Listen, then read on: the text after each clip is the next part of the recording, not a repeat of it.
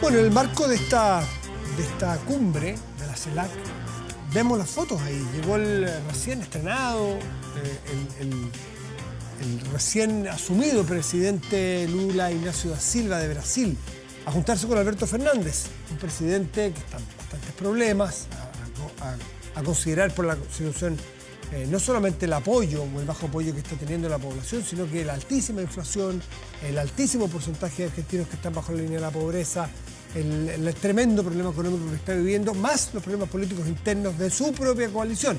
Alberto Fernández en ese contexto recibe a todos los mandatarios y a Lula. Y Lula llega con una propuesta muy llamativa, si se le puede llamar de algún modo, que es esta idea de hacer o de explorar una moneda común llamada Sur, que estos dos grandes países de nuestro continente quisieran, insisto, explorar y eventualmente invitar a otros. ¿A quién? Por ejemplo, a Chile. ¿Cómo debería tomarse esa eventual invitación? Tomamos contacto con el expresidente del Banco Central, hoy decano de la Facultad de Economía y Negocios de la Universidad de Chile, José de Gregorio. José, buenas noches, gracias por recibirnos. ¿Cómo estás? Hola Matías, buenas noches, ¿cómo estás? Muy bien. ¿Es una moneda o es una invitación que valga la pena explorar a tu juicio? Mira, no está muy claro efectivamente lo que quieren. Hoy día estuve leyendo ahora en la tarde la declaración que dicen, y la verdad que primero, si hay una cosa que no puede existir, que no va a existir y que no tiene ningún sentido, es tener una moneda común, es perder la capacidad de tener política monetaria, de poder tener tipos de cambio que se ajusten ante problemas externos. Es el problema que la única unión monetaria que conocemos en serio y que transitó fue la europea, que ha tenido muchas dificultades y sigue teniendo muchas dificultades. Sin embargo, y para no extenderme yo en el problema que tienen estas unidades monetarias, en particular en Latinoamérica, unirse un país que el año pasado tuvo casi 100% de inflación, con países de baja inflación, ¿cómo tú puedes manejar una moneda así? ¿Cómo financias el fisco? Que en Argentina usan financiamiento monetario, no, los otros países no, en la inmensa mayoría porque son bancos centrales independientes y tienen la inflación controlada. Entonces, ¿quién le pasaría? ¿Este Banco Central Latino le pasaría a Sures? Argentina no funcionaría. La verdad que el gobierno y el mismo ministro de Hacienda ya mencionó que no es una idea muy atractiva. Sin embargo, leyendo la noticia, lo que dicen, y que eso es como distinto, y la verdad que tampoco es muy efectivo ni tiene mucha atracción, es que sería una moneda, si los países no renunciarían a sus propias monedas. Esto fue lo que yo leí hoy día en la tarde. Mantengan las monedas propias. Y lo que tendrían es que crearían una unidad de intercambio en la región para evitar el dólar. ¿Por qué? Y lo dijeron claramente Brasil. Porque Argentina no tiene dólares, porque en el mundo, ¿qué es lo que uno hace? Uno cambia pesos por dólar y puede hacer todas las transacciones internacionales, ¿no es cierto? Pero Argentina no tiene dólares, uno puede ir con pesos y no va a encontrar dólares y tiene un montón de restricciones y no hay libertad cambiaria. Entonces, ¿qué hacen? En vez de pagarle con una moneda, usarían los pesos, digamos, para comprar esta especie de moneda de transacción que usarían para pagar en Brasil. Esa es como la lógica que yo entiendo que tiene. Ya, pero esto es una moneda, sería una moneda... Es que eso es lo mismo que darle un crédito. Sí, yo digo, Argentina, no me pagues en dólares. Yo te presto los reales para que tú puedas hacer las transacciones aquí, para que tú incluso puedas llevar tus dólares, pero tú quedas con una deuda conmigo. Entonces, que en un caso podría ser con las características de una moneda que compró y que después tiene que cambiarla, pero la verdad que no es una cosa muy efectiva que tenga mucha racionalidad. Por lo tanto, yo creo que van a tener largas discusiones, porque en el fondo el problema de fondo es que Argentina no tiene capacidad de comprar en el exterior. Y su moneda, nadie va a estar vendiendo en pesos, sino una moneda que se desvaloriza 30, 40% en pocos meses.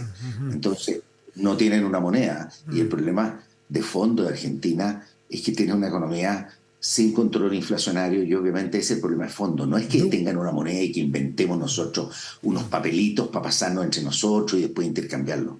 Y el problema también es de un gasto fiscal que es exorbitante, que no pueden financiar de ninguna manera más que con deuda en Argentina. Y con emisión. Y con el emisión. Banco Central, la emisión, todos los años, en su programa monetario, designa una parte de la creación del dinero para poder pasarle plata al fisco. ¿Qué es eso? Le llamamos impuesto a inflación, porque ¿qué es lo que está haciendo? Está emitiendo en exceso, y esa emisión en exceso significa aumento de los precios, y en el fondo lo que está haciendo es extraer de la gente el impuesto a inflación. Ahora, el ministro de Hacienda, Mario Marcel, muy elegantemente, dijo que por ahora, casi sarcástico lo encontré yo, estamos cómodos con nuestra política monetaria y con nuestras propias autoridades, nuestras instituciones. De alguna manera, Chile tiene que, para entrar a cualquier conversación de cualquier tipo, garantizarse a sí mismo que nadie le va a entrar a cuestionar, por ejemplo, su autonomía del Banco Central, que ha sido clave en el desarrollo chileno los últimos años, ¿no es cierto? Ese tipo de cosas que no están aseguradas en otras partes del mundo. En Latinoamérica, por ejemplo, si tú vas a países como Colombia, incluso Brasil, son países que tienen bastante autonomía al Banco Central, que han cumplido un papel muy efectivo, y yo creo que ningún país va a estar dispuesto a renunciar a su moneda y a su capacidad política monetaria. En el fondo, pensemos en el caso de Europa. En el caso de Europa, los países se unen, tienen una moneda común, pero, por ejemplo, cuando hay una recesión en Italia y una expansión en Francia, por ejemplo. Alemania, ¿Ya? uno lo que tiene que hacer es decir, Italia debería tener una política monetaria expansiva, pero no la puede tener porque es una política común del bloque. Por lo tanto, no tienen política monetaria y tampoco tienen ajuste cambiario, que es lo que le ayuda. Por lo tanto, ¿qué es lo que tienen que hacer? Transferencias fiscales, que son relativamente limitadas, pero que han hecho un esfuerzo, y por eso se hacen préstamos entre países para que algunos países puedan tener en algunos momentos una expansión. Pero en Latinoamérica las políticas monetarias han funcionado bien, el régimen cambiario de flotación cambiaria ha funcionado bien. Es súper impresionante, hay que darse cuenta. Saquemos a Argentina y Venezuela, que son casos bastante especiales. Hemos pasado por las peores crisis de las últimas décadas del último siglo. Pasamos por la crisis financiera internacional 2008-2009. Tuvimos bastantes turbulencias, ¿no es cierto?, con el retiro del estímulo monetario de Estados Unidos, el taper tantrum que se llamó el 2013, cuando estaba en crisis Europa. Después tuvimos la pandemia, que es una crisis pero inédita, de una magnitud brutal, y en todos esos casos la política monetaria, el ajuste cambiario, la capacidad de proveer liquidez, de tener nuestra propia capacidad de inyectar dinero si necesitamos y de retirarlo si no lo necesitamos, esa no vamos a estar renunciando a eso, se ha funcionado también, o sea, no tiene absolutamente ningún sentido.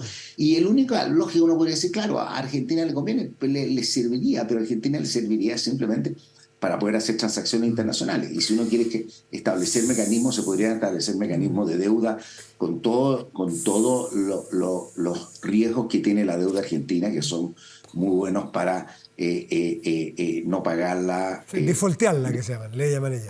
Defaultearla. Si Claro. esa es la palabra que sabe, no existe en castellano. Defaultearla y con quitas, que se llama. O sea, ¿cuánto dejan de pagar? Una quita del 50%. Entonces, no. Claro. Es un llamado a tratar de buscar mecanismos de cooperación. Sí. En nuestra región hay montones de siglas, y el CLAF, la CAF, está lleno de cosas, no sé, el Mercosur, José, todas las cosas. La verdad que hemos tenido bastante poca efectividad con esos esfuerzos. Sí, nadie muy Porque lo que serio. tenemos que tener es una economía sana. Nadie muy serio, un economista serio en un sector que yo he escuchado, ha considerado esta como una idea siquiera para sentarse a leer un poco un paper muy profundo, porque a simple vista parece bien descabellado. Déjame cerrar por un minutito que me queda. Cerrar ese capítulo porque quiero hacerte una pregunta que es muy clave. Hoy en los bancos, a través de la Asociación de Bancos, anunciaron 4 medidas, muchas de ellas muy técnicas, mucho más complejas que el Basilea, que aquí, que allá. Pero hay otras que dicen que un anuncio de reestructuraciones de deudas de las personas. Cuando saben, no sé si tú pudiste leer eso, son reestructuraciones de deudas parecidas a las que se hicieron alguna vez en la pandemia, que eran bastante más generalizadas. Usted no puede pagar su cuota, bueno, vamos a reestructurar su deuda, le corremos 2 cuotas a lo mejor para el final. Y en fin, hay espacio para, a lo mejor, que cada banco con cada uno de sus clientes pueda reorganizar sus deudas, pero ¿hay algún manejo posible con los precios de eso? Porque las tasas de interés están mucho más altas que hace 2 o 3 años, o eso es inamovible. ¿Para cuándo ves tú que pueda cambiar un poquito la política monetaria y bajar las tasas de interés en Chile?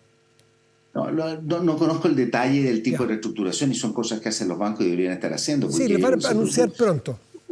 Es de poder hacer ajuste a los calendarios de pago con el propósito de poder recuperar. Si esto nadie gana cuando los clientes no pagan.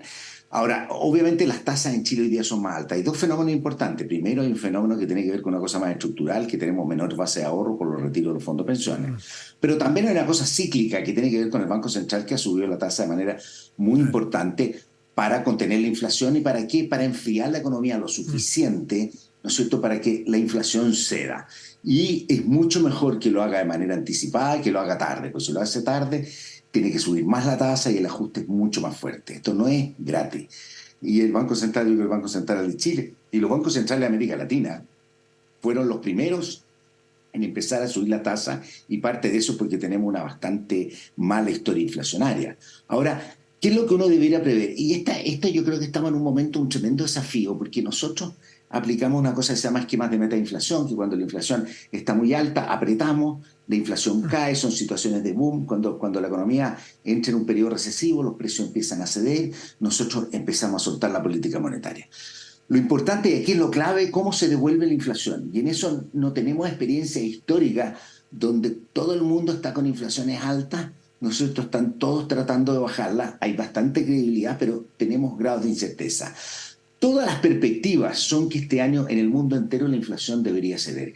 ¿Qué implicancia tiene eso en el caso de la economía chilena?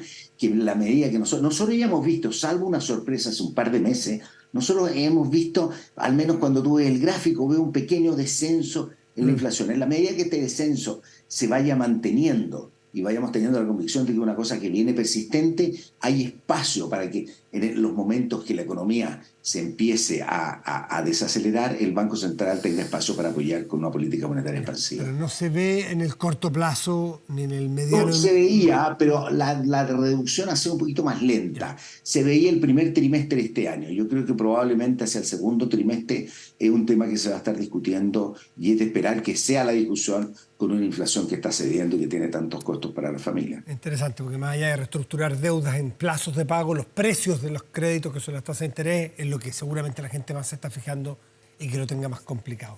José Gregorio, muchísimas gracias como siempre por recibirnos. Mucho gusto de conversar contigo. Que estés muy bien, chao.